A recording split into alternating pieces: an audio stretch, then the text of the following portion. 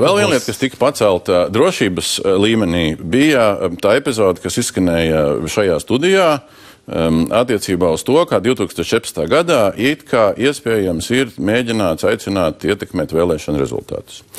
Un tad, kad prokuratūra pēc tam, kā viņi veic pārbaudi jūsu uzdevumā, iznāca klajā, daudz tie viegli ironizēja, ka netur vairs vārds Kampars, netur vairs Vienotības ģenerālsekretārs, tur ir tikai uzrakstīts, ka 22. gadā Satversmes aizsardzības biroja rīcībā ir nonākusi informācija par faktiem. Tur ir gan vārds faktiem, kas šeit izskanēja, un tad pēc tam ir teicis, ka tehnoloģijas ne toreiz, ne tagad nevar ietekmēt.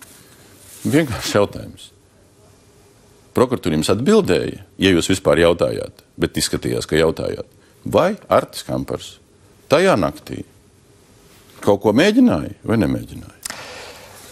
Es tagad nezinu, vai es tuņās nedabūšu pēc šī raidījuma niknu zvanu no ģenerāla prokurora. Es laikam tomēr pateikšu, es runāju ar ģenerāla prokuroru, man tiešām atnāca arī informācija. Viņš teica, ka ir prokuratūrā pārbaudīti un, es nezinu, vai ir pareizais termins nopratināti, bet vismaz izvaicāti visi. Kā lai saka, šī jaukā pasākuma vai potenciālā skandāla dalībnieki, ka tāda pārliecība nav gūta, bet te ir divas lietas. Būsim pavisam tagad godīgi. Es neaizstāvēšu nevienu, ne otru pusi.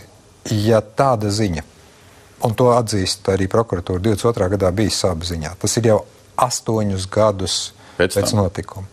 Ja pat to sāk runāt pēc tam, ja pat visi iespējamie dati, kas ir mobīlo operātoru rīcībā, ja man atmiņa neviļ, tiek dzēsti 5 gadus, vai, katrā gadījumā daudz īsāk. Es jau nevarēju pārbaudīt.